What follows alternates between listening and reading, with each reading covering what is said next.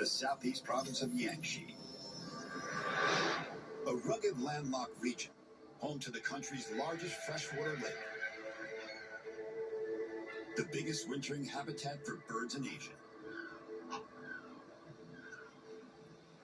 Covering up to 1,700 square miles and reaching depths of 82 feet, the gargantuan Lake Poyang is fed by 5 different rivers, each forming a fan-shaped delta as the rivers run into the lake.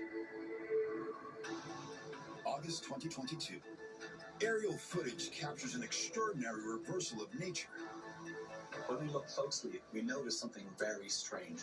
The water is flowing backwards, upstream.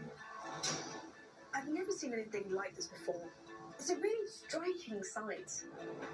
What's happening here looks like it should be impossible. Water flowing from a large body of water up these